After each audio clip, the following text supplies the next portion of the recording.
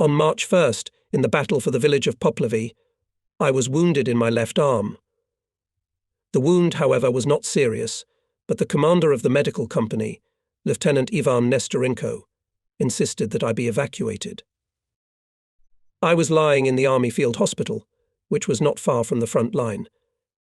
Together with me was severely wounded 18-year-old Komsomol member Volodya Valeniuk, a sniper of the company.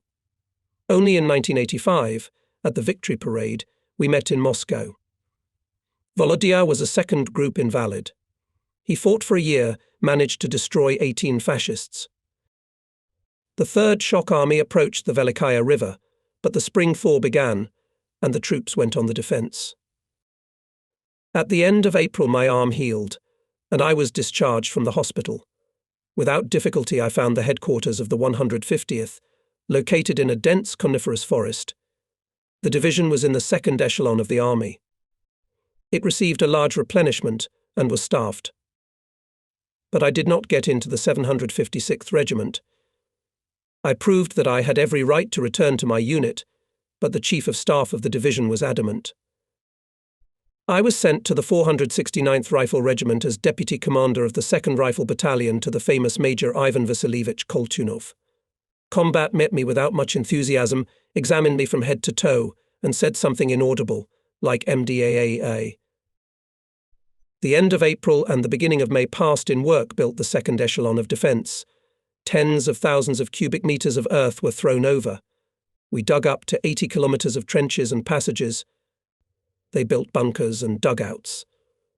Fighters became real builders and officers foremen. Company commanders until late at night made calculations for the required amount of construction materials, tools, made drawings of dugouts and bunkers, and in the morning before the start of work, gathered at the commander's office. Ivan Vasilievich silently, carefully, as the head of the construction trust, considered the drawings, schemes, and applications. Some approved immediately and handed to the company with the words, "Good, go to work." On others, he made corrections, poked a pencil into the paper and said to the company, "Well, what is it you have? What does it look like? Go redo it and show me in 30 minutes." Major Koltunov had exceptional endurance and patience. He did not shout at his subordinates, did not bang his fist on the table, and calmly, in a businesslike manner, he made the commanders of all degrees, as he himself put it, move their brains. In the first days of my stay in the battalion, we looked at each other and somehow imperceptibly became friends. In free moments, the commander often said, "Here is the end of the war. I will go somewhere in the forest and do bees. It's quiet there, and what air." Running ahead, I will say that after the war, the commander served in the army for a long time. In 1950, with the rank of colonel, went into the reserve and, indeed, engaged in beekeeping. He graduated from the Agricultural Institute, entered graduate school, became a candidate of sciences. How much willpower this man had, how much hard work. He could not sit idle, always planned something, went, checked, demanded and taught. In the evening of May 12th, the entire battalion command was summoned to the regimental headquarters. Colonel Nikolai Nikolaevich Bolshy was preoccupied. He greeted by hand with Koltunov, with the Chief of Staff Captain Ivan Vasilievich Kuznetsov, Deputy Battalion Commander for Political Part Captain Nikolai Gonchenko. Then he came up to me, squeezed my hand, and somehow shook it down with a tug. I almost sat down from the intolerable pain, but I held on. The colonel looked first at me, then turned to Major Koltunov. "Well, how is your deputy, not liquid?"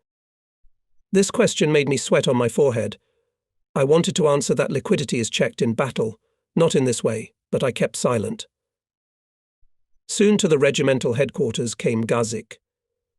Out of the car came out the head of the political department of the division, Colonel Nikolai Efimovich Voronin, whom we often saw both on the front line and in the camp among the soldiers. He enjoyed great authority and respect. He came up to me with a smile, asked me if the last wound was bothering me, how I was getting accustomed to my new position. Unpleasant question of the regiment commander disappeared by itself, and I felt that I was in my family. With Voronin came an unfamiliar colonel, and he spoke first. So this battalion, Bolinin, you will have this battalion to conduct a demonstration exercise? Yes, Comrade Division Commander. So that's how he is, our new commander of the 150th Division. I'm starting to compare him with Yakovlev. The first impression of Shatilov Vasily Mitrofanovich formed an unimportant, spoke in a deaf voice, somehow in the nose, and most importantly, what immediately caught my eye, he was more talking than listening. As you can see, self-confident Ganchenko whispered to me, or overly savvy or bad before the battalion command of the division, and the regiment set a difficult and responsible task tonight to move into the forest, which is 1 kilometer east of the height of 211.0, and in the morning to begin combat training. By May 17th, it was necessary to prepare for the demonstration exercise for the commanders of the division and regiments of the 3rd Shock Army. From the headquarters of the regiment left late in the evening. On the way the commander reasoned. No, you just imagine that will come division commanders and regimental commanders from the entire army and will learn from us how to attack a well-prepared enemy defense. And that's not all. At the exercises will be the commander of the army, Lieutenant General Yushkevich, and the front commander himself, Army General Yeryomenko. And Yeryomenko's temper is cool.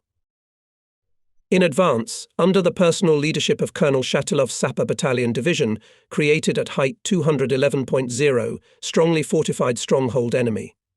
They dug 3 lines of trenches, built 12 bunkers, and on the back slopes 6 spacious dugouts. In front of the front edge, put in 3 rows of wire fence, everywhere placed targets. For 4 days there was a hard training. Attack followed attack. 20 to 30 times a day, Major Kolchanov returned the company to the original line, and everything began again. Gymnasiums on the soldiers and commanders were wet, in the boots squelched water. The morning of May 17th came. Before dawn the battalion took the initial positions for the offensive. Colonel Bolinin arrived and ordered Major Koltunov. With the 4th Company will go into the attack Captain Neustroyev, with the 5th Chief of Staff Captain Kuznetsov, with the 6th Deputy for the political part of Captain Ganchenko. Artillery and mortar fire will control the Deputy Commander of the regiment, Lieutenant Colonel Alexeyev, together with the Chief of Artillery Regiment Captain Zakharov. This decision of the regiment commander was not to Ivan Vasilievich's liking. He began to object to prove why it is not necessary to replace company commander's deputy commander. Bolinin boiled up. What are you, Koltunov? Do not fulfill my order. I'm removing you from your post. Remember that the battle is controlled by Alexeyev. I, with Ganchenko and Kuznetsov, had nothing left but to go to the companies. 500 meters behind the initial positions at 10 o'clock, gathered generals, colonels, lieutenant colonels. I, as commander of the 4th Company, called Lieutenant Colonel Alexeyev. The front commander has arrived. In 5 minutes we start. Watch personally for a series of red rockets, the signal of attack. I don't know what happened there, in our rear, what the generals were talking about. What I do know is that the 2nd Battalion acted in the exercises as in a real battle.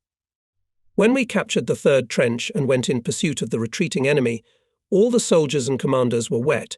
We were sweating in hail. We advanced 3 kilometers deep into the enemy defense and received the order abort. During the night we slept like dead men. In the morning the command of the division and regiment came to the battalion. Colonel Shatilov and Chief of the Political Department Voronin conducted a review of the exercise. We received an excellent assessment. The personnel on behalf of the front commander announced a commendation. We were asked to compile lists of soldiers to award hand watches, which Army General Eremenko issued to those who distinguished themselves. The construction of the 2nd line of defense along the eastern bank of the Velikaya River was finished, and the battalion, being in the divisional rear, had a chance to breathe. We lived according to the peacetime routine. Party and Komsomol meetings were held in all units. Those who distinguished themselves in the last battles and in the training were accepted into the party. Party and Komsomol layer was, as never before, very high, up to 50% of the total number of the battalion. One thing was upsetting: the absence of Major Koltunov in the battalion. Colonel Bolinin, as I later learned, had settled some old scores with Ivan Vasilievich. But the command and the political department of the division did not approve the submission of the regiment commander, and, to our joy, the battalion commander soon returned to his post.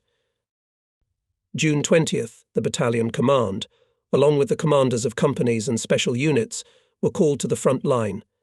It was to pass 15 kilometers. We passed the Goat Ford, a tributary of the Velikaya River. It was shallow, only knee-deep, obviously, that's why it got such a funny name, Goat.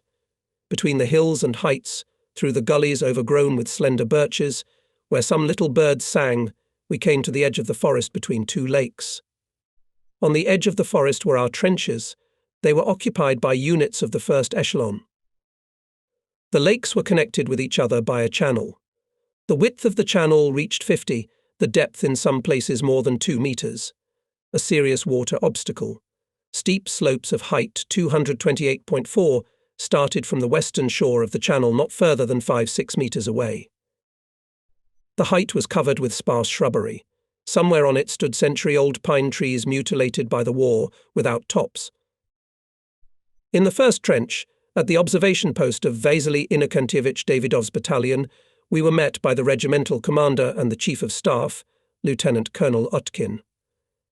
Bolinin looked at his watch. Yes, there's nothing to say on time. I'm trying to improve, Comrade Colonel, replied Major Koltunov. Utkin and Captain Davidov, standing next to him, laughed. But no, to business. Interrupted them regimental commander. Captain Fyodor Alexeyevich Arnkin and his commanders came up. Appeared commanders of supporting and attached artillery and tank units. Colonel Bolinin very competently, in a commanding manner, introduced the situation. He was a real military man. Except that he was a bit rude, and not always fair. Height 228.4, or, as it was nicknamed by the soldiers, Zaozanaja, the enemy occupies for 2 months. From it our location is viewed for 8 to 9 kilometers, in some places up to 12. With the mastery of Zaozana, we deprive the enemy of an important stronghold. We will have the opportunity to enter the battle of large tank and mechanized forces, that is, go to the tactical space. Behind the height of the terrain is only slightly hilly, but mostly flat, and will allow the full use of all the combat equipment. Bolinin paused. But to master the height is not easy. On the slopes facing us there are, as you can see, trenches. Behind the reverse slopes, according to our intelligence, strong dugouts in 5 or 6 rows. They are connected with the trenches blocked by 2 trenches with communication lines. The height is defended by units of the 15th SS Division. On the western slopes of Zaozana, a division of mortars. The defenders are supported by 2 art divisions of 150mm guns. Fascists, covered by the channel and strong defences, feel calm. According to the observations of aerial reconnaissance found that the fascists during the day behind the height of the free rest, even sunbathe. True, at night all the trenches and machine gun points are occupied by troops. During the day remain observers and machine gunners on duty. The colonel again silent, then says with the arrangement, "Therefore we will not attack at 7 or 8 o'clock, as usual, but at 10. Intelligence has established precisely that the Nazis from 9 to 10 breakfast. After breakfast they have a smoke break. So let's give them a light." He looked at the commander of the Katyusha division. Everyone laughed. The height Zaozanaya seemed not so terrible. We received a combat order, the 2nd Battalion of Major Koltunov, with a company of T-34 tanks, supported by an artillery division, and a division of Katyusha, is advancing in the first echelon with the task to seize the height and gain a foothold on its western slopes. Battalions Davidov and Ionkin to be in the trenches of the initial position and be ready to develop the success of the first echelon of the regiment. Before dawn on June 22nd, companies silently, with the strictest camouflage, took their places. Behind the channel towered Zaozanaya. The sun rose. It was quiet, so quiet that we could hear birds fluttering in the bushes. It's getting warm, even hot. The hands of the clock are slowly approaching 10. And then it starts. Katyusha shells flew to the heights like red-hot charcoal. The cannons roared. Mortars slammed. Zaozanaya was covered with smoke and dust. In about 10 minutes, German artillery hit our trenches. The earth and, it seems, even the sky rocked and groaned. The fascists put a fixed barrage on the channel. The mines were laid one by one in an even ribbon. Now how to pass through the wall of red-hot metal, through the channel, how to climb up the steep slopes of Zayuzana and reach the trenches. But it had happened before. It has. And we've been through it. We'll pass it now. From the regiment's command centre, a series of green rockets, the signal of attack for the motherland. Following the company, which was led by Grigory Sergeyevich Reshetniak, a senior lieutenant familiar to me from the field hospital, the battalion rushed forward. I, along with the combatant, is at the NP and monitor the companies. Ivan Vasilievich takes the telephone receiver, not shouting as someone at this moment, but slowly, softly, but with force squeezed not from the chest, but from the heart. 710 5th, Ogoni on Object Chataya. He hangs up the phone and immediately turns to the representative of the tankers. Po Ra-A, Ganche Enko to the 5th, Niostro EV to the 4th. Before jumping out of the trenches, I took a quick glance through binoculars and ran the distance of 1.5 kilometers from one lake to another. I saw Grisha Reshetniak, waving his pistol, running down the slope of Zayuzanaya to the first trench, not more than 100 meters away. Behind him, in a few steps, the liquid chain of his company. On the left flank, the 6th Company, having overcome the channel, climbing the slope. The 5th lay down on the other bank. It is clear why the commander sent there the deputy on the political part of Ganchenko he will raise, no need to doubt. I look at the left flank. The 4th Company is also lying down. We must run. I didn't notice how I swam across the channel and reached the shore. Company Commander Captain Romashov is badly wounded. Straining my voice, I commanded. Rotar, follow me. To the Ataki, forward. I pause for a moment, standing at full height. I see how one, the 2nd, the 3rd, stands up. The company has risen. In the trenches, killed ours and Germans. The wounded are moaning. Here has already passed the company of Senior Lieutenant Grigory Reshetniak. The fight is in the 2nd and 3rd trenches. The company suffered significant losses and exhausted, need help. Battalion 3 rifle companies skip through the trenches and go to the western slopes of Zayuzana. Behind our back, in the trenches, only individual shots are heard. The height is taken.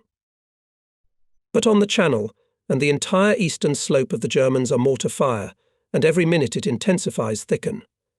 In the air showed Messers. Moved the battalion headquarters.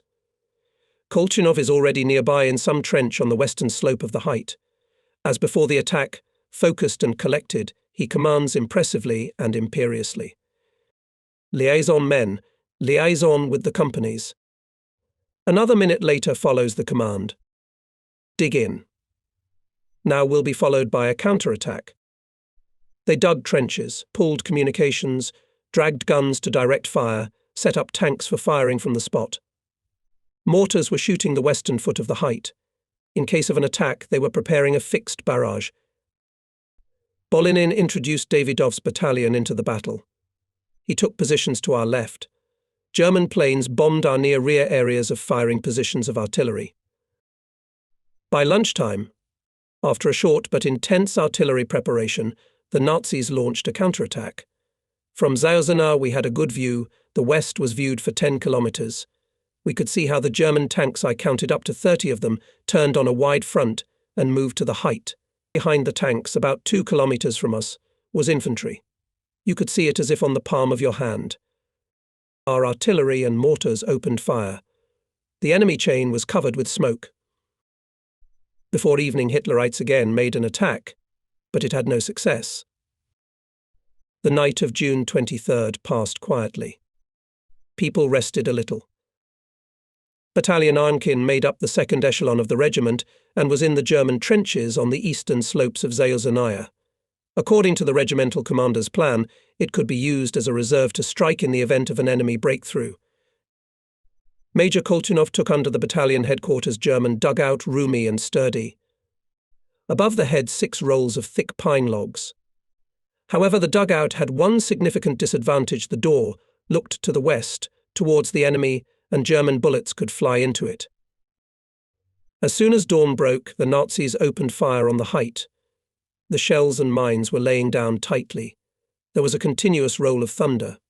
Everything howled, and Zaoznaya seemed to sway. The fascist artillery preparation was going on for about 30 minutes. But it seemed that it began long ago, as if yesterday. Under cover of fire, German tanks and infantry came to the foot of the height. When the Nazis transferred the fire to the depth of our defence, the attackers were already on the slopes of Zaoznaya, no further than 200 metres from our trench. Tanks began to go around the height on the right and left. The infantry was climbing the ridge. Shaking off the earth and sand, soldiers and commanders were rising from the bottom of the trenches. Everyone was waiting for the command. The fascists came closer. Here they are, already 150 metres. Here in 120 metres. Fire! Fire! The crackle of machine gun bursts, the roar of Katyusha, the whine of direct-fire guns. Everything mixed up. Not more than 50 Germans, and that in different places, ran to our trenches and were destroyed by grenades. The smoke has cleared. There's no one in front of us. The counterattack was repulsed. German planes appeared. They turned around and went into a dive to the height of Zaoznaya. Again the ground shook. After the airstrike was followed by an artillery raid. The division commander put into battle the 674th Rifle Regiment of Lieutenant Colonel Alexei Ivanovich Pinchuk, former commander of the 151st Brigade. Our battalion was thinning, and the defence area was reduced. Now we occupied only the northern part of the height, and the right flank rested on Lake Kofoino. Colonel Shatilov moved the division's observation post to Zaoznaya. I saw several times as he went around the positions of the companies, encouraging and giving advice to commanders. He walked along the trenches in full height, without ducking, and they were shallow on the western slope. They had not had time to dig to the full profile. It was felt that the commander is a man of excellent courage. We, the commanders, somehow immediately changed his attitude. The Germans, after another artillery attack again, went on the attack. This time, not counting losses, they threw more and more forces into the battle, and they managed to break a gap on the right flank of the 4th Company. Hitlerites bypassed the height and rushed to the crossing, brought by sappers tonight. But the 4th Company continued to defend. The fight came to hand-to-hand combat. The forces, however, were unequal. The Germans threw in the breakthrough to a reinforced battalion with tanks. From the defenders of the right flank, almost no one was left. They were killed. Fresh German units approached the breakthrough. A critical situation was created. And then, on Shatilov's order, the 674th Regiment went into counterattack. The enemy could not withstand and began to retreat, but he retreated from line to line systematically, providing stubborn resistance. It took another push, another pressure, at least a small one, to turn the enemy into flight. This was perfectly understood by Major Koltunov. He promptly jumped out of the trench and led the battalion to the flank of the retreating enemy. The blow was unexpected. The fascists, throwing machine guns, leaving the guns, ran. Fascist losses for June 22nd and 23 were thousands of killed and wounded, but we lost a lot. Before dawn we were brought breakfast. The companies were replenished with ammunition. In our headquarters dugout were put 3 boxes of rockets, 100 pieces in each, and a bucket of gasoline, which served instead of kerosene for lighting. In front of the entrance to the dugout was a wide, collapsed from the fire trench. To make it half narrower, they made it with coils of telephone cable. Koltunov ordered gasoline and boxes with rockets to put also in the passage. We wanted to have breakfast, as on the right flank again machine guns rumbled, machine guns crackled. Combat sent me to find out the situation. No sooner had I run to the company than the shooting stopped. Acting commander of the 4th Company, Junior Sergeant Nikolai Stepanovich Solovnikov, reported. The Germans showed up, but hid. How many? 5 men. I returned to the headquarters. We started to have breakfast. It was quite quiet, and suddenly a shell burst in the passage in front of the dugout door. No one was hit by the shrapnel, but telephone coils, rockets, gasoline were thrown into the dugout by the blast wave. The gasoline burst into flames, rockets from the boxes spilled out and began to burst, and there were 300 of them. The telephone cable, doused with gasoline, caught fire. At first we couldn't understand what happened. It was like a dream. It was impossible to jump out of the dugout. There were no windows, only one door, and in it flames were raging, rockets were bursting. I was blinded and lost consciousness.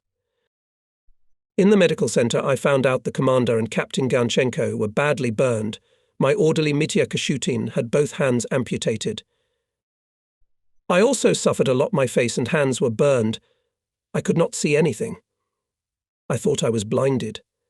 Only a month later, when the crust began to come off, a narrow slit was formed in my right eye, through which a murky light leaked out. I was glad about that.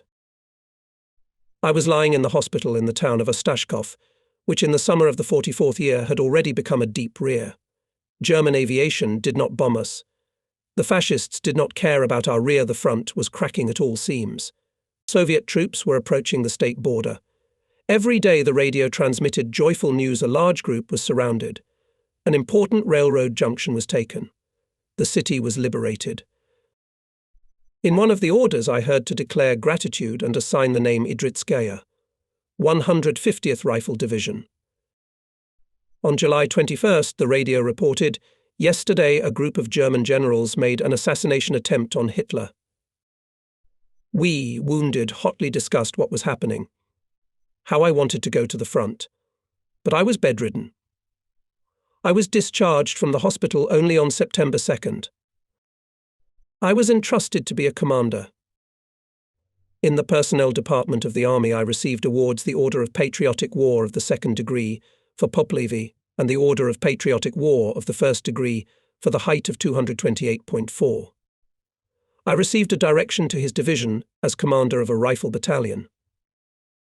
The division commander was not found at the headquarters.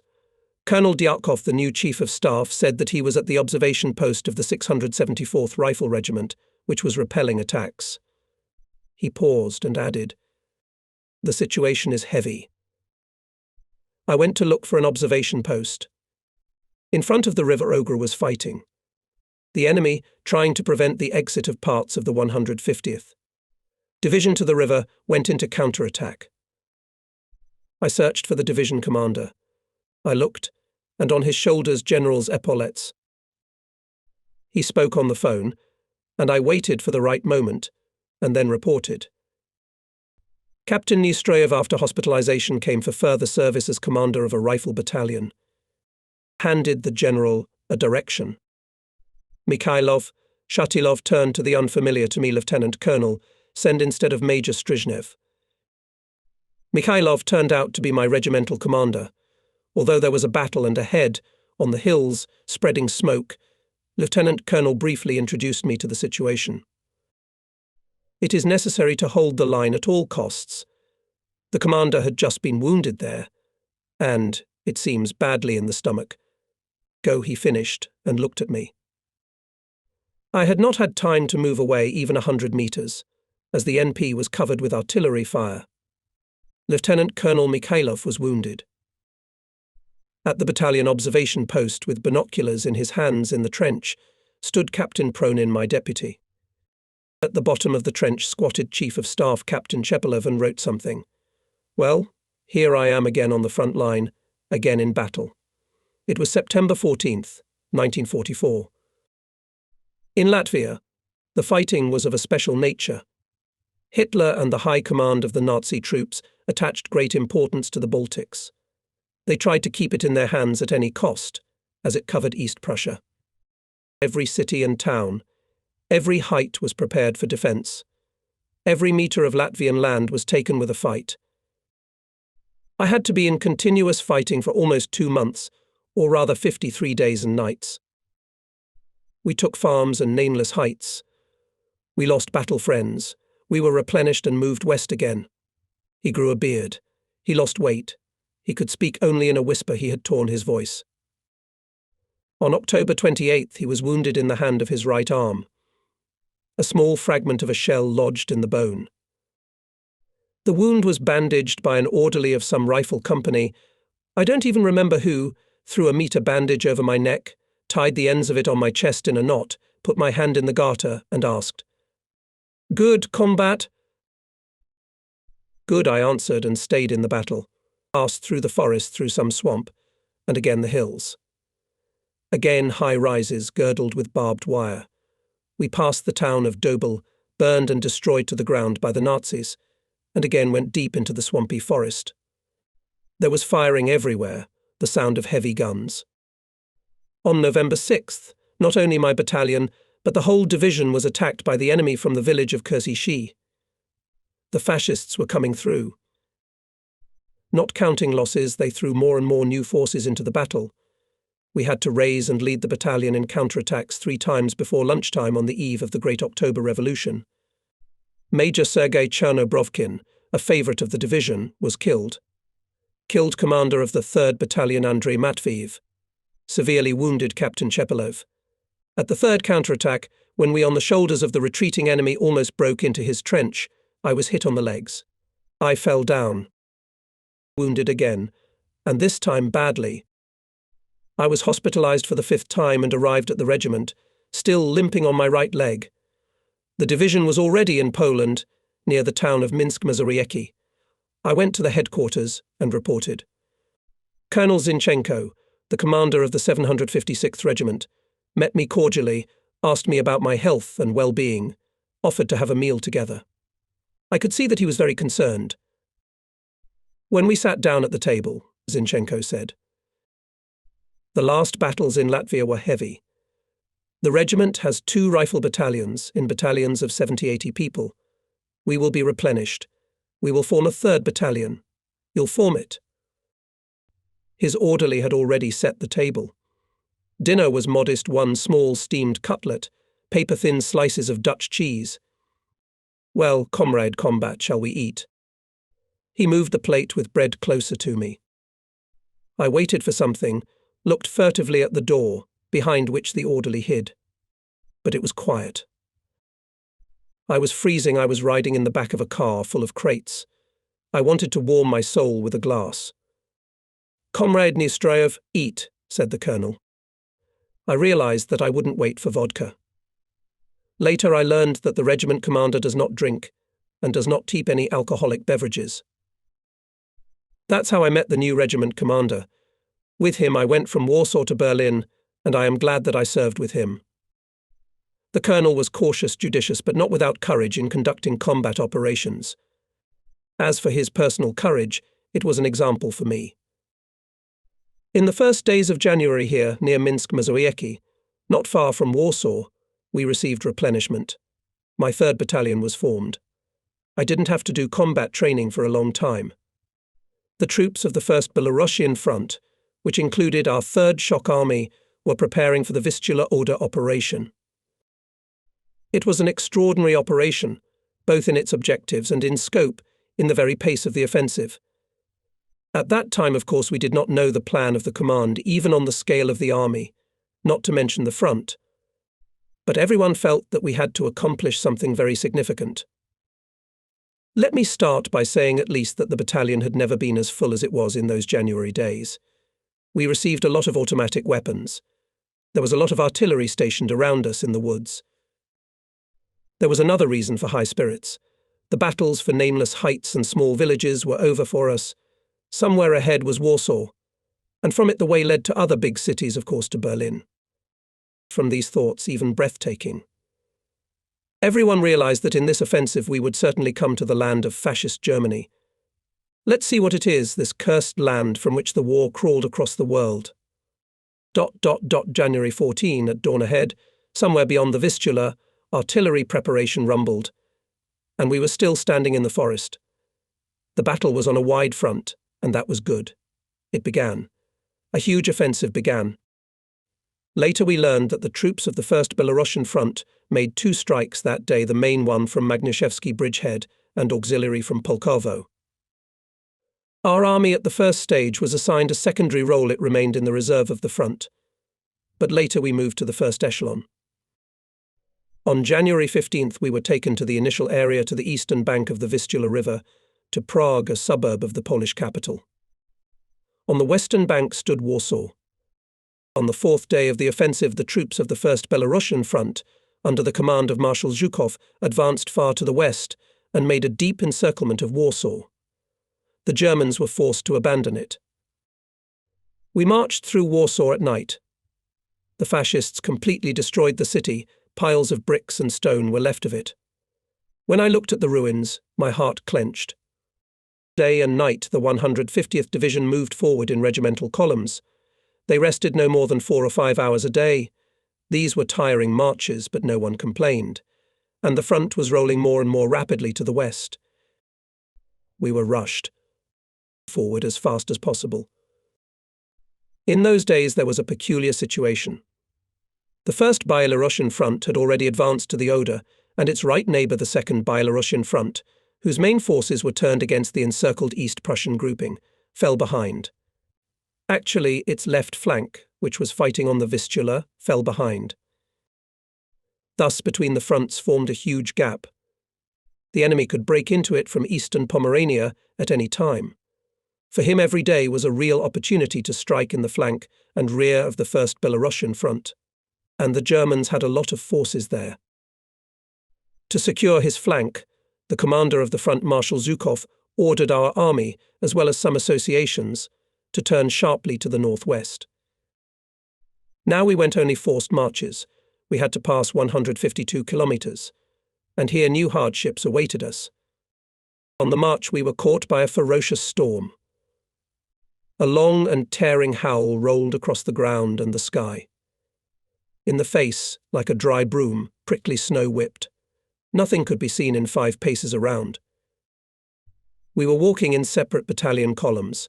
We had lost the road long ago. The snow was above our knees, in some places up to our waists. Where to find it, this road, we don't know. Everything was covered with a snowy haze. I stepped aside and let the companies pass me. The soldiers, like ghosts, fell into the milky abyss, fell without noise or shouting. I felt creepy. Where are we going?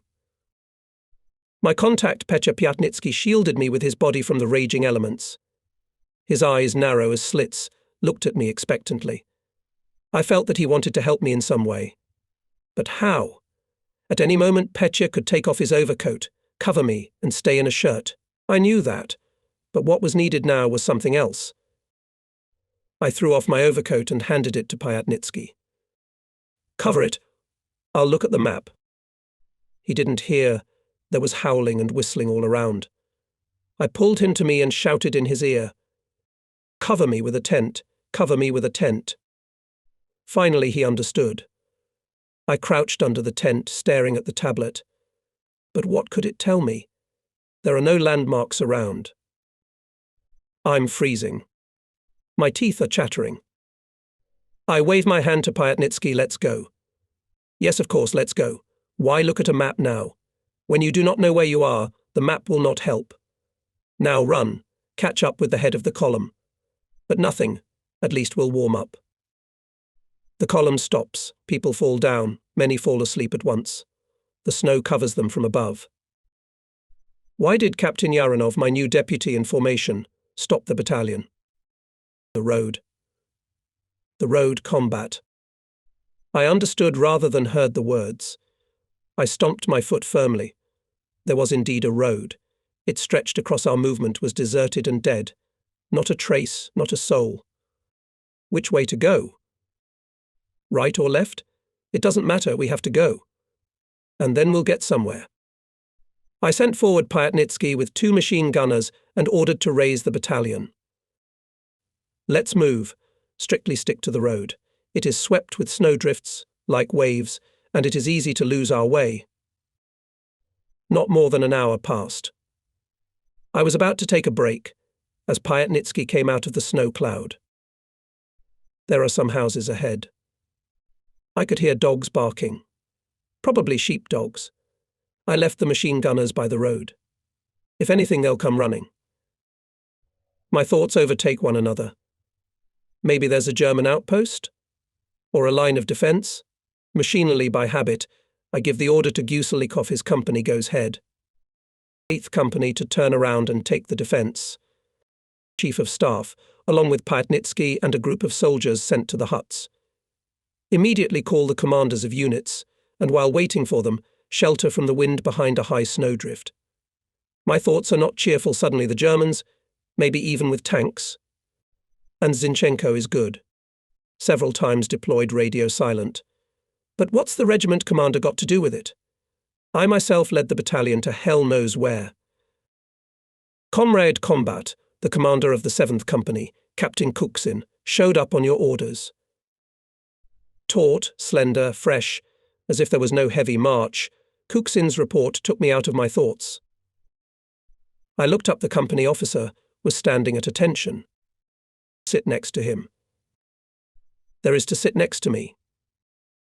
Even in such an environment, Captain Kuksin, as a military man, was impeccable. Pankratov came. This tiredly raised his hand to his cap and simply said, Pankratov. In the company everything is normal. When all the commanders gathered, I set the task. The battalion took a circular defence. By that time the snowstorm began to subside. In the distance, where the Chief of Staff left with the soldiers, the roofs of houses began to loom. The languid minutes of waiting dragged on. Gusev returned cheerful and lively. Here, combat and the end of torment. There is a village. The Germans left it. The village is intact. Fatigue was removed as if it never existed, and the soldiers' mood changed at once. I was walking along the column and heard a joking conversation. How well entrenched in the snow we could sit in the defence, but no, leave the defence and go somewhere. I've been at the front for almost 3 years, and how many defensive fortifications I built. I have fewer hairs on my head. Well, Semyon, they answered him, if you count on your head, then you have not built these fortifications much. That's right. He has as much hair on his head as a woman on her knee. A friendly laughter sounds. Why are you laughing? Says the petty officer angrily. You would have measured another 50 kilometers across the virgin land, you would probably stop laughing. Don't make noise, petty officer. Measure us even 100 kilometers. You've got something to scare us with. On the 2nd day by evening the whole regiment gathered in one of the settlements. In the blizzard our battalion, though deviated from its direction, but not much, about 7 kilometers. We followed the compass strictly to the west, and the west is an unmistakable landmark. The headquarters of the regiment was located on the outskirts, in an ancient castle. Battalions were located in peasant huts, covered with straw. That day Zinchenko gathered all the commanders of battalions and special units to review the march. I walked up the wide marble steps of the rich panoramic castle and thought, here it is, capitalism without embellishments. Here luxury, in the hut's poverty. The floors in the corridor were parquet, burning with fire. Expensive, elaborate chandeliers hung from the ceiling in the long corridor, and in the peasant hut's dirt floors, through the blinded windows barely penetrates the light. Most of them have cattle here, in the hut. Kostyrkin and Bove were the first to report. Battalion's convoys came still not completely. Batteries of 45mm guns bogged down 15 kilometers away. A lot of horses fell. The 2nd day there is no forage. People are sitting on dry rations, but it is running out. In general, the situation was difficult. And not only in our regiment. Things were no better in many other units. We have travelled a long way, torn away from their bases.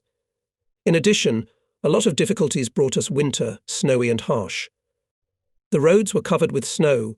We often walked on virgin land. In February, the offensive was suspended.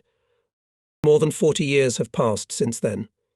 Many people to this day vividly remember that time. They talk and discuss various details. Some are trying to revise the Vistula Oder operation, saying that in February 1945 it was necessary to capture Berlin and thus end the war. I am a small commander. It is not for me to judge the operation on the whole scale.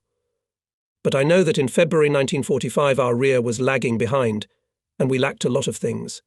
People were experiencing extreme fatigue, and the ranks of fighters had thinned considerably. The troops needed rest. After heavy crossings, the Polish land was left behind. We crossed the old pre-war Polish-German border. We received an order to take the defence front to the north. The 756th Regiment was stationed in the area of the small town of Fletow. To the southwest, in Schneidermahl, there was fighting.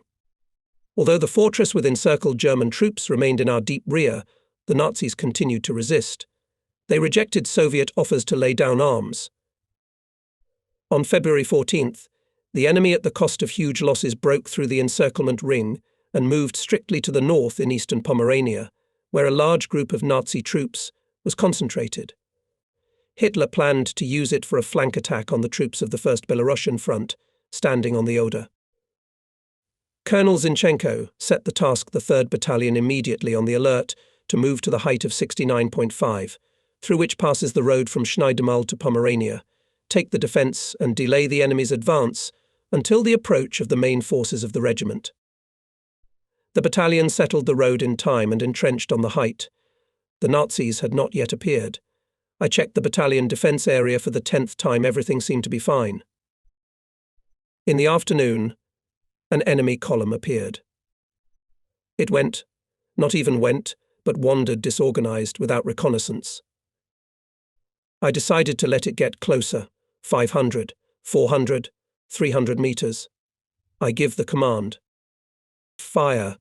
Machine guns and automatic rifles mowed down the head of the column. Captain Morgan's mortars and Captain Wolfson's guns hit the tail. Everything stirred. The enemy first lay down. Then, under our fire, losing hundreds of dead, began to deploy in a chain. The Hitlerites built the combat order deeply echeloned. I counted 8 dense chains. The Germans 4 times rose to the attack, suffered losses, but again accumulated and came at us. And lay down. In the evening they were attacked in the flank by Berv's and Kasturkin's battalions and defeated. Few of them reached the forest near the height. I looked at the field where the battle had just been fought and thought, this, Fritz, is not 41st or 42nd year for you. This is 1945. The battalion lost up to 20 men. The enemy up to 800. In addition, about 500 Hitlerites we took prisoner. For the liquidation of the breakthrough Schneidermahl group, the soldiers and commanders were awarded orders and medals. I was awarded the Order of Alexander Nevsky. In February, the general situation was as follows. The troops of the 1st Belarusian and 1st Ukrainian fronts penetrated deeply into the enemy's defence, reached the boundary of the Oder and Mies rivers, but from eastern Pomerania our troops were still threatened by a strong group of Nazi troops. On March 1st, our troops went on the offensive in Pomerania to eliminate the threat from the north. The spring of 1945 was unusual for us. We met it on German soil. In those days the weather was warm but gloomy. The grey cover of low-hanging clouds obscured the March sun. It was often drizzling fine rain. For the 6th day, the 150th Idrits Rifle Division, under the command of General V.M. Shatilov, pursued the retreating enemy in eastern Pomerania. On wide highways, the Nazis were rolling back to the north. And finally, the 756th Infantry Regiment came to Kamen, a stronghold of the enemy defence, which we managed to break through from the start. Hitlerites hastily left the streets and quarters of this small town to force the Bay of Stettin and go to its western shore. Our battalion stormed the southeastern outskirts of Kamen. The enemy's withdrawal here was covered by machine gunners who were hiding in the cemetery and in the grove. They were firing heavily. On my order, mortars of Captain Mikhail Morgan and machine gunners of Senior Lieutenant Nikolai Samsonov quickly opened fire and silenced the enemy fire points. Meanwhile, the soldiers of the rifle companies by short runs reached the cemetery and broke into the street leading to the centre of the city. Parts of the division entered Kamen. The arrival of Soviet troops in the town caused panic among the locals. 2 or 3 families at a time, they climbed into one apartment, closed the shutters and waited in fear to see what would happen next.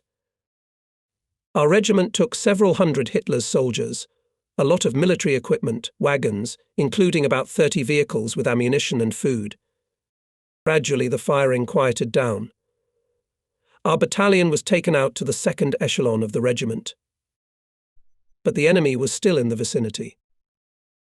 My battalion chief of staff, Senior Lieutenant Gusev, and I were observing from the attic of a dilapidated house.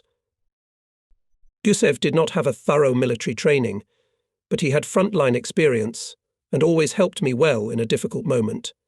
He knew topography quite well, carefully practiced maps and other staff documents. Before us opened a picture of disorderly retreat of the enemy. Defeated enemy regiments fled in panic, abandoning tanks, guns, wagons. The fascists tried to get across the bay using barges, boats, but shells of our artillery caught up with them, and many overloaded vessels went down. Many enemy soldiers who had no time to flee were pinned down by Soviet soldiers and forced to lay down their arms. Having cleared Kamin from Hitlerites, our division took the defence on the coast of Szczeciński Bay. After hot, exhausting battles and big passages, there came a respite. The gloomy, monotonous days dragged on. In overcast weather, there was rarely a gap in the clouds, a patch of blue sky. A dense, milky fog hung over the bay, and then it was as if a huge cluster of white, fluffy, absorbent cotton descended on the water. On the shore, scattered far apart, stood tile-roofed houses and barns. Against the general gloomy background, they looked unfriendly. The soldiers of our battalion were placed in hastily equipped trenches, in some places covered with poles, scraps of boards, covered with a thin layer of damp earth. Water penetrated through the ceiling and got behind the collars of the soldiers. In the days of calm, each of them began to remember their relatives and Russian towns and villages dear to their hearts more often. Guys, in our Bryansk region, spring is probably also in full swing. The streams murmur. The sparrows chirp more cheerfully, said Petya Pyatnitsky, raising the collar of his overcoat to shelter from the rain, and his gaze was directed into the distance. Evdokia, my wife, writes that the village is already preparing for sowing. The seeds are there, but there are not enough workers. Where will they come from? There are only old men and women left. Clearly it's not easy for them without us. That's right, Petro, you say. Ilya Sarnov confirmed. It's hard not only for us, when sometimes you feel death breathing in your face. They also had to suffer bitter tears, and most of all those who had lived under the fascists. My village, Soviets, was burned to the ground by the fascists, Pyatnitsky said sadly. But brothers, the worst is over.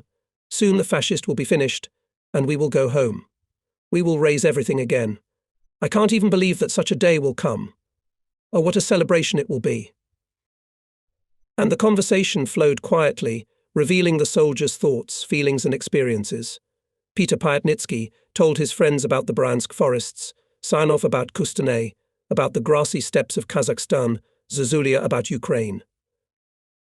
Each dreamed about his own, close to his heart, but all together about one thing about the motherland, the people who were looking forward to victory.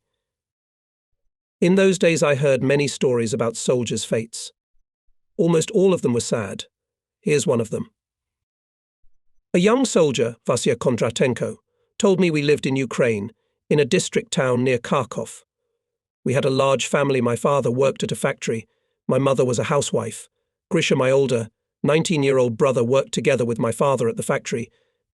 I studied at school. And there were also two younger sisters. My father and older brother went to the front in the first days of the war. My mother went to work at the factory as an apprentice turner. She rarely came home, sometimes in 2 or 3 days, or even less often. She would come home, see how we lived, and then go back to the factory. I was the boss of the house. I dropped out of school. The Germans started bombing the city almost every night. I would hear the air raid alarm, put on my sisters, and run down the street to the bomb shelter. Autumn nights are dark and rainy. It's cold, very cold. Our anti-aircraft guns are beating. Searchlights are shining across the sky. From their rays on the street seems even darker. Soon the ground and air are split by terrible explosions of German bombs. Glass is flying, roofs of houses are collapsing, and there are more and more bomb bursts. It's scary, very scary. My sisters are crying, their teeth are chattering from cold and fear. I would run with them to the bomb shelter, which as luck would have it was far from our house, and sit there until morning. And so every night. And on the morning of November 27th, returning from the bomb shelter, we saw that our house was destroyed. We were left in the middle of the street in old tattered coats.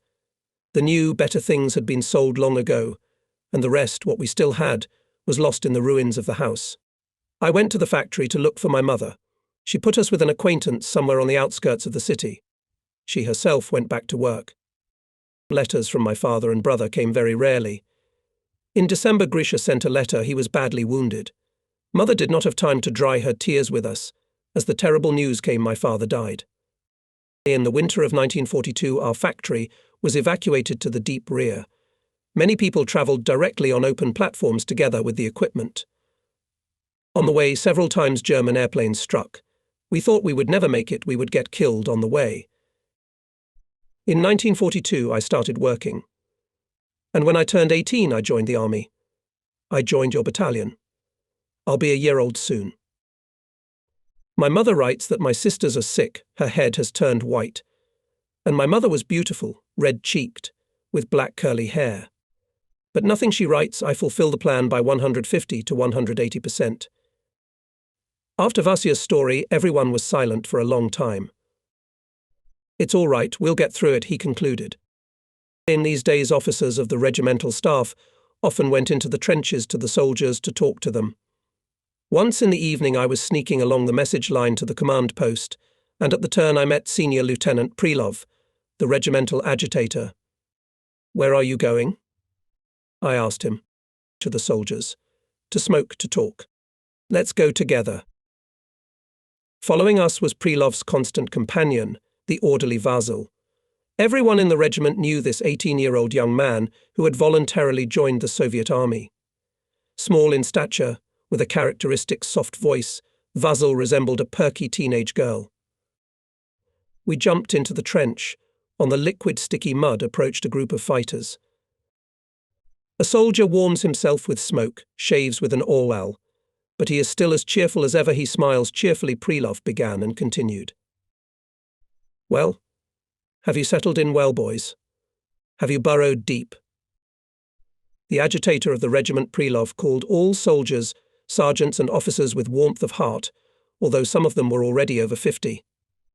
He was loved in the regiment, and everyone knew that in a difficult moment, when homesickness, memories of fallen comrades or bitter thoughts about combat failures squeeze the heart, the agitator always has a warming word warming the soul, sparkling humour and fun joke.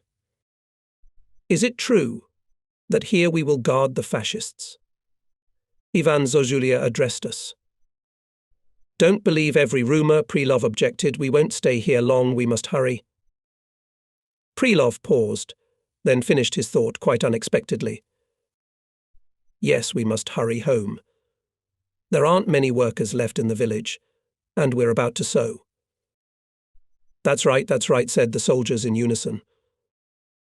"We'll make up our minds," Prilov summarized cheerfully. "We must finish the enemy as soon as possible. And the land we are guarding now used to belong to the Poles. We'll give it to them, let them live in good health. But the road home lies only through Berlin." "Berlin, you say?" "It's all right to go to Berlin, too. But other units may be sent to Berlin, and I, brothers, would like to visit it and establish my own order there," said Soldier Ivanov. For a long time we talked with the soldiers. Late in the evening, Junior Lieutenant Novitsky, adjutant of the regiment commander, came to us. He told me that Colonel Zinchenko ordered to immediately prepare the men for a long march. "Build the battalion over there, behind the slopes of the hills on the highway," I said to Captain Yaranov, the deputy for formation, who came up. He dashingly threw back his cloak and led the company along the line of communication to the rear. I went to the battalion command post. The section of the defence was transferred to the Polish battalion. Our division had to pass about 200 kilometres in 4 days and concentrate in the area of Lake Mantel. In full combat gear, soldiers gathered to form a general marching column, and here, by the roadside, rolled up their skatki, changed their shoes, adjusted their equipment more tightly. Soon General Shatilov arrived at the battalion. He jumped off his horse and handed it to his orderly. I went to the commander and reported that the battalion is preparing to march. He warmly greeted and with his usual correctness offered, "Let's go and see." Calmly unhurried gate commander approached the soldiers who were adjusting the equipment. Seeing the general, they stood up. "How are you?" Shatilov asked. "So far, everything is fine, Comrade General. Here we are thinking, calculating, how far will we have to go?" The soldiers peppered the commander with questions. 200 kilometers.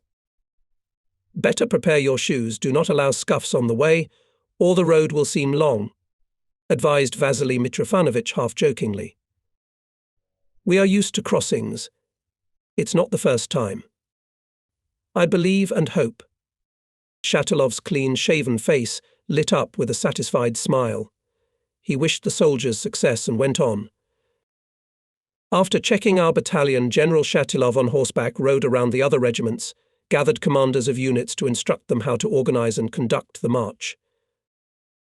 We will make the crossing at night," he warned. "People will have to endure a lot of physical strain. Take care of the nutrition of the soldiers. Hot food must always be given out on time. Maintain combat readiness, discipline. Remember the war continues, and there may be all sorts of surprises. On the way there will be swamps, possibly ambushes." Late in the evening the regiments moved on the road. In the tail of the columns went wagons with ammunition, food and various military equipment. Gusev and I rode on horseback ahead of the battalion. We stopped by the side of the road to see how the companies were passing. Look at the 7th Company. Although it is difficult, but the soldiers are walking as if on parade, I say Gusev. Ahead of the company confident gate went Captain Kuksin, by nature hot, fiery, not lacking excessive arrogance. Then came the 8th led by Captain Guselnikov. Heavy in appearance, he stepped firmly, and when he got up to us, on his broad cheekbone face reflected a cheerful smile, as if saying nothing, we'll get there. Guselnikov is a crystal honest, soulful man. He is one of those who, without fear of trouble, bravely tells the truth in the eye, does not tolerate falsity and injustice. There goes the 9th Mortar. And finally passes by us Machine Gun Company. Its commander, Senior Lieutenant Samsonov, winked slyly at the right flanker, and together they belted out a song, Roads, Dust and Fog. We first met Nikolai Samsonov near Warsaw. He came to our battalion from the hospital after a heavy wound received in the battles for the liberation of Latvia. Samsonov was a civil engineer from Sverdlovsk. I immediately liked him for his kindness, sincerity, affection for his native Urals. Under the cover of night the units were moving along a slightly hilly plain. Along the roadsides, stretched slender rows of fruit and ornamental trees. Refugees were often seen, some travelling in cars, carts and bicycles, others on foot. The human stream moved westward and eastward. Large wagons loaded with boxes, chests, feather beds, and other household goods carried entire families. Not so long ago they lived in the deep rear, far from the hot war, and now the war came to their homes, and people abandoned their homes and fled in fear along the roads. One morning during a halt the soldiers ate hot porridge from cauldrons. Nearby there was a farm with up to 100 cows. They had probably not been milked for 2 or 3 days. Each cow's udders were swollen. They were mooing loudly. "No, I can't stand it any longer," said Private Filipov, a man of advanced years, a villager accustomed to order on the farm. And his usually good-natured face took on a determined expression. "I'm going to milk." "And in what a cap," sneered the young soldier. On the ground. The young soldiers began to tease and drop witticisms, and the older ones, yesterday's collective farmers, went together with Filipov. I looked after them and thought the soldier's heart longed for peaceful labour. The command sounded, and the regiments moved forward again through the unfamiliar land, passing vast forests and frequent German villages with monotonous stone houses. The march was orderly.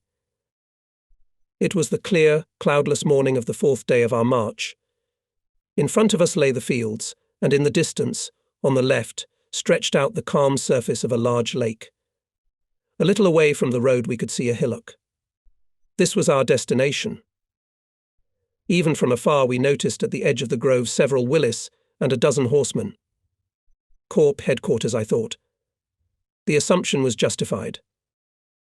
Soon among the group of officers I recognized the familiar stocky figure of General Perevertkin. Immediately a brawny horseman, Junior Lieutenant Novitsky, adjutant of the regiment commander, flew up to the head of the battalion column.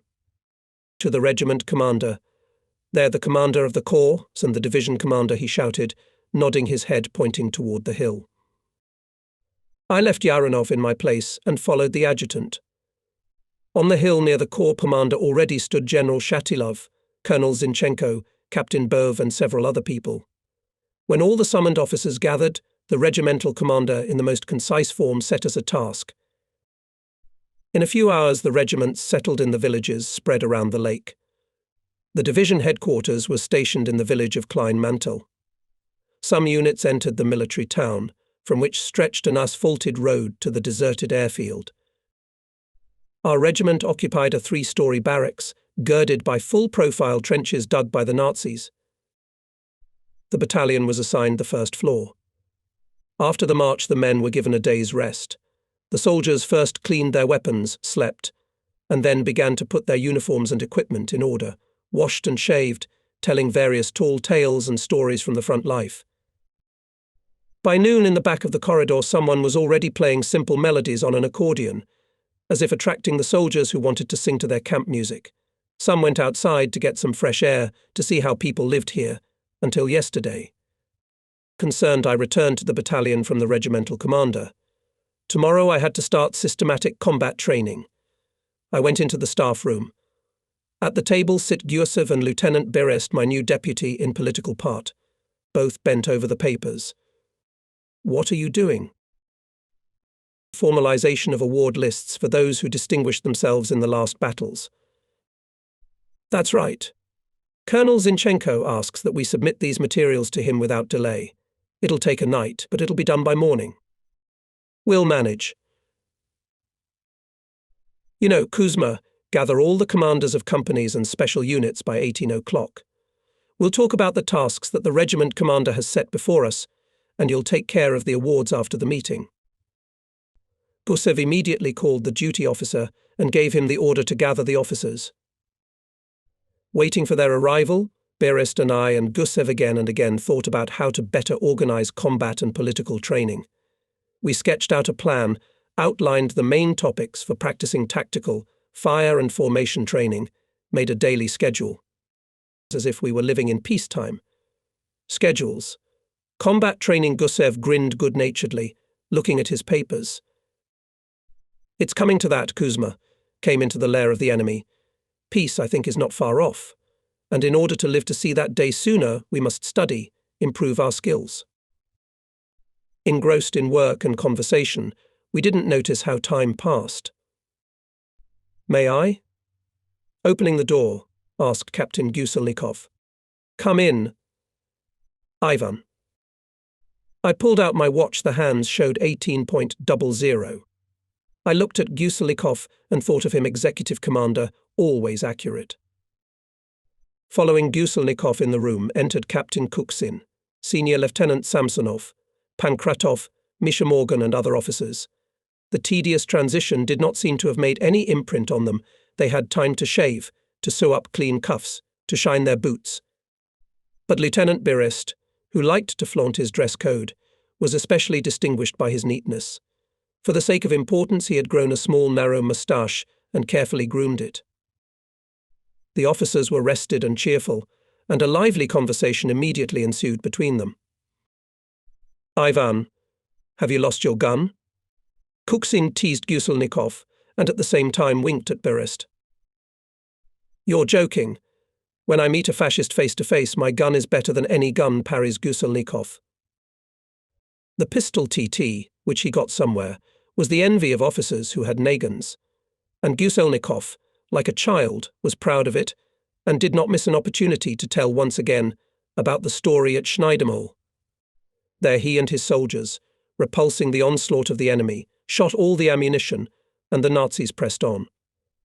The captain instantly changed the clip and killed a German officer, who pounced on him from behind the turn of the trench. Since then, Guselnikov never parted with his pistol. Guselnikov was about to give some details, but I had to stop him. You'll tell me later, but now let's get down to business. In the room established silence.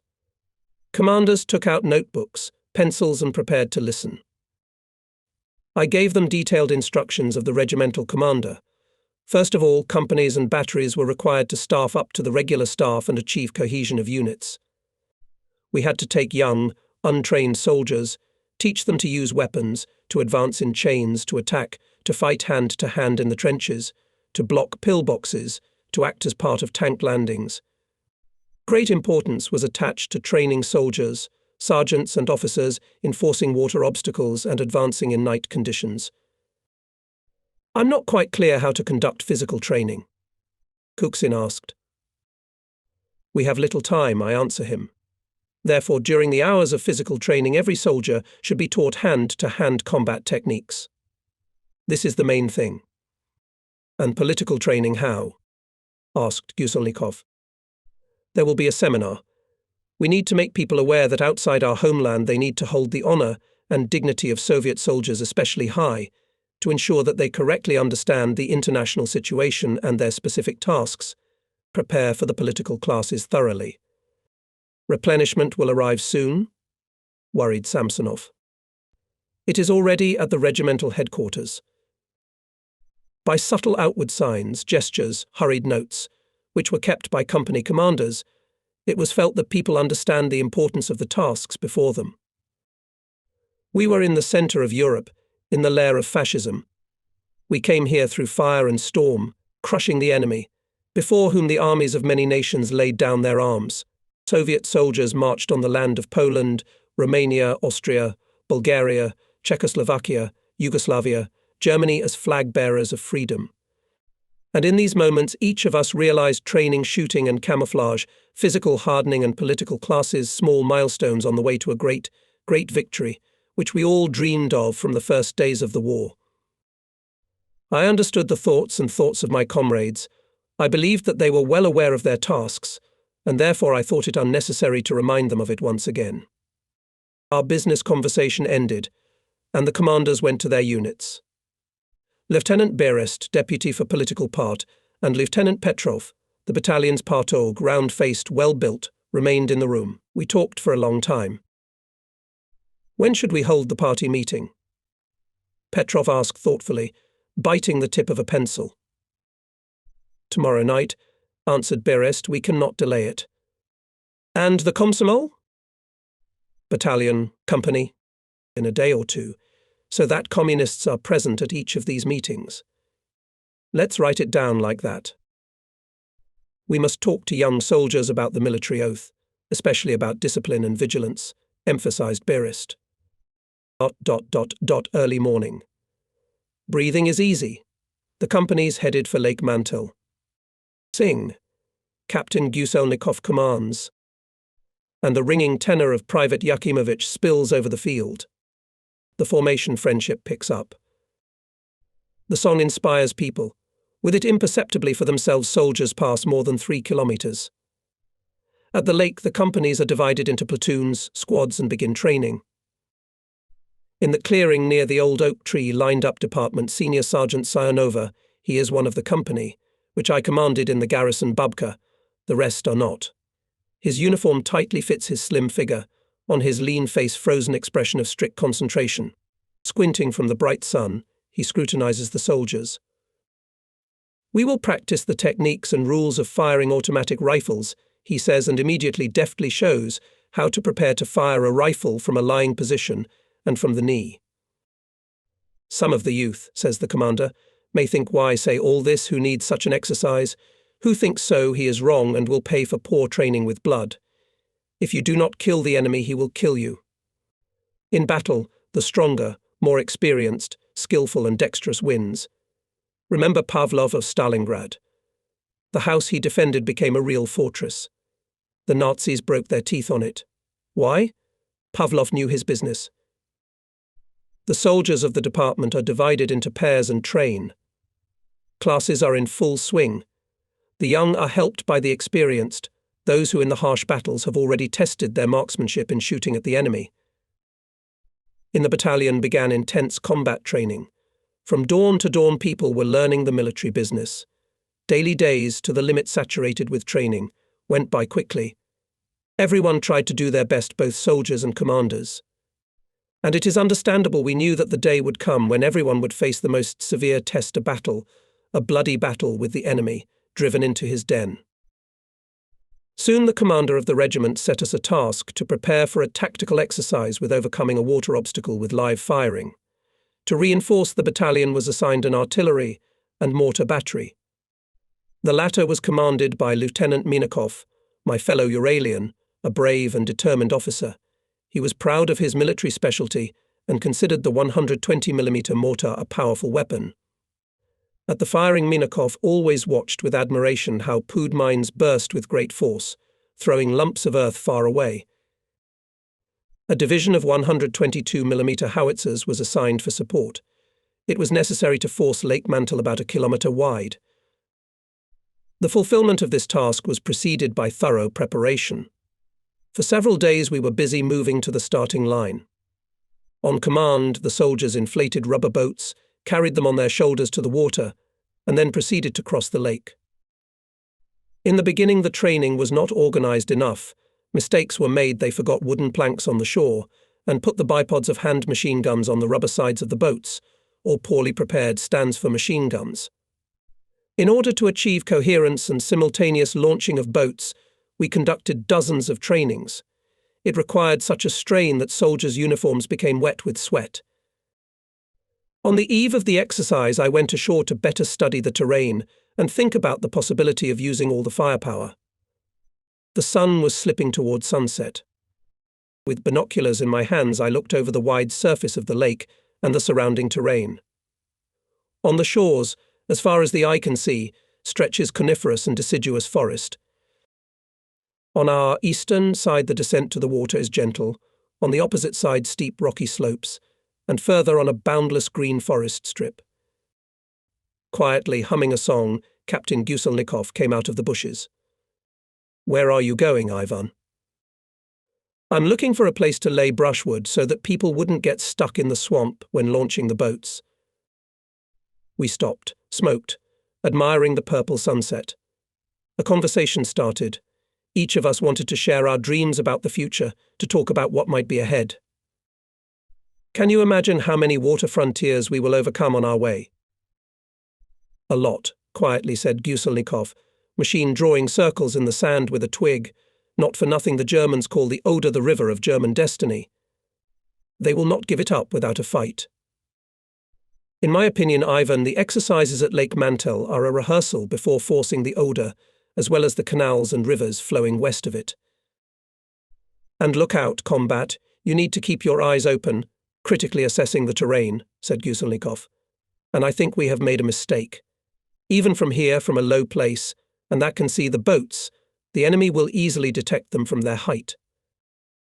I mentally praised him for his good point, but I was ashamed of myself for the fair reproach. I lit the already extinguished cigarette, looked intently into his eyes and said, "Good, we must fix it."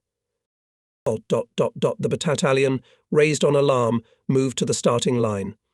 At the observation post, equipped in the coastal shrubbery, gathered regimental commanders, battalion commanders and artillery chiefs. Here was also the division commander, General V.M. Shatilov. Soon behind the bushes heard the noise of a gazika, and on the path leading to the observation post showed the stately figure of General Perevertkin. He greeted each officer warmly. His good mood was transmitted to everyone around him. He immediately somehow became more cheerful. "Nistreev, everything is ready?" asked me the regimental commander. "Yes, comrade colonel."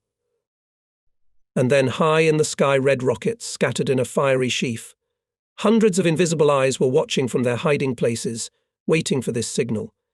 It set the whole battalion in motion. Artillery from closed positions and direct fire simultaneously opened fire. The enemy shore was covered with smoke of continuous bursts of mines and shells. The bushes seemed to come to life, stirred. The soldiers dropped camouflage nets, took inflatable boats on their shoulders and quickly ran to the lake. In a wide front, the units came to the swampy shore to begin the crossing. In front, grasping the bow of the boat with strong hands, firmly stepped Squad Commander Staff Sergeant Gusev, namesake of the Chief of Staff. From exertion he slightly hunched over, and on his swarthy face appeared bright blush. Next to Gusev, bent under the weight of the load, is a soldier, Zozulia. Without stopping, they enter the water, dragging the boat behind them and rushing to jump into it. Water is getting into their boots, their clothes are getting wet, restricting their movements, but no one pays attention to it. This is how all departments act. On command, the soldiers take the oars and row hard, and machine gunners, more comfortably placed in the bow of the boat, are made to fire. The launching takes place at the same time. About 50 boats cast off from the shore. Several dozen hand and machine guns open fire on the opposite shore. The dry crackle of short bursts merges into a continuous rumble, shaking the air. Howitzers rumble. The shaky marshy ground trembles underfoot. With hissing and whistling shells fly overhead. From my station I am watching the actions of the units. A little worried. As in a real battle. Anxious, waiting for the decisive moment, the attack. Thoughts feverishly changing one another. Obviously, by habit, attention is directed to the fact that in case of failure, to make some new decision. But everything goes as planned. Under cover of artillery and mortar fire and machine guns, the boats are moving farther and farther away from the shore. Following them are crossed communicators, sappers, battalion headquarters. Then, loaded on pontoons, artillery battery. Forcing the water frontier is held at a rapid pace. As soon as the boats approach the western bank, the soldiers jump into the water, with weapons at the ready to climb the steep slope. With a shout of hurrah, in a wide stream of companies attack the stronghold of the enemy, on the height and seize its western slopes. The immediate task is accomplished. Next, the battalion advances to the height of Lisieux, which is 4 kilometers from the lake. Exercises continue in the conditions of hilly and forested terrain. Through dense thickets and hollows, the units advance in a chain. They maintain elbow-to-elbow communication between them, so as not to lose the given direction and not to deviate from it. In the open areas of the company, make rapid rushes of 300 to 500 meters. Especially hard here have to machine gunners and mortars, but they are trying to keep up. An hour and a half later, the battalion reached the western slopes of the height of Lisieux, and at this time in the air scattered green rockets, the signal of counterattack infantry and tanks of the enemy. Soldiers hastily set up firing positions. Artillerymen rolled out guns on direct fire. We repel the counterattack. That's the end of the exercise. Companies go to the western slopes of the height of Lisieux, where commanders check the presence of people, the state of weapons. Soldiers stand tired and soaked, but satisfied that the difficulties of tactical exercises left behind. Senior leaders and mediators arrive here as well. Taking out notebooks, they report something to the corps commander. General S.N. Perevertkin listens to them and goes to the soldiers, frozen in formation at attention. Before the formation, the commander makes a brief review of the exercise. The task set, he says, successfully accomplished. You acted skillfully, showed discipline and resourcefulness. Management of units was organized correctly. As a drawback, I note that during the offensive in the depth of the enemy, defense mortar company broke away, and communication with the battalion headquarters established late. The area of firing positions for mortars were chosen on the plain instead of using the back slopes of the hills. He further said, the sanitary platoon followed the fighting order, as in a parade. That's not the way to do it. These mistakes must be taken into account. The general was a little silent, shrewdly looking over the wet, tired soldiers, and with a rise continued. For excellent actions at the exercises, to all the personnel of the battalion I declare gratitude. We served the Soviet Union. The battalion responded in friendship. The second week of stay at Lake Mantel was coming to an end. From sunrise until late at night, the soldiers improved their combat training. Their friendship grew stronger. Each company, Each platoon was now a close-knit fighting family. Soon after the exercise, I was called by the regiment commander. Rifle battalion commanders gathered in a mansion on the shore of the lake. Colonel Zinchenko welcomed us. "General Perevertkin summons everyone," he reported. In about 10 minutes, on horseback, we were on our way to the Corps headquarters, which was located on the eastern shore of the Oder. The officers realized that not today, tomorrow, we would be sent to the front line. But where to? There were different opinions on this matter. Some assumed that we would be sent to the northwest, others to Czechoslovakia, others to Berlin. And yet everyone secretly hoped that we would attack the capital of Germany. We had such assumptions even under Cummins. This was the main question that worried everyone. The meeting was held in a dilapidated building. Here were present generals, officers of the 79th Rifle Corps, including battalion commanders. We were warned that everything that would be discussed was a special secret. General Perevertkin spoke before us. He announced the order of the Supreme Commander-in-Chief about the offensive on Berlin. Going to the map, the Corps Commander-in-General outlined the system of defense of German troops in the Berlin direction. Then he demanded that the commanders once again check the readiness of units to act in accordance with the plan of the upcoming offensive. Leaving the Corps headquarters, each of us experienced both joy and anxiety. Our troops stood on the threshold of a new battle. The Soviet army was preparing for a decisive offensive. The troops of the Byelorussian fronts had already concentrated on the banks of the Oder, and the main forces of the First Ukrainian Front on the Neisse. Tens of thousands of guns were pulled up. Heavy and medium tanks with a full set of ammunition, filled with fuel, were at the starting lines. Thousands of airplanes, camouflaged, ready from the air to support the offensive of ground units, stood at the front airfields. The operation was being prepared in strict secrecy. After the meeting, the battalion for another 24 hours engaged in combat training. On April 12, 1945, we left Lake Mantel. In the evening, General Shatilov conducted a review of the division's units and subdivisions. Then he gathered regimental commanders and set the task to go to the Oder area. There our units arrived on time and stood for a day in 5 kilometers from the river. April 13th, General Shatilov, together with the commanders of regiments and battalions of the 150th Infantry Division, conducted reconnaissance. Officers got acquainted with the enemy's defense system and the location of its firepower, studied the terrain, the designated areas of the offensive, clarified the delimitation lines, established the order of interaction. It was necessary to think over, to provide everything down to the smallest detail. Under the cover of darkness, regiments and battalions crossed to the west bank of the river and prepared for the offensive. This is when the crucial moment came. We were to attack in the main direction.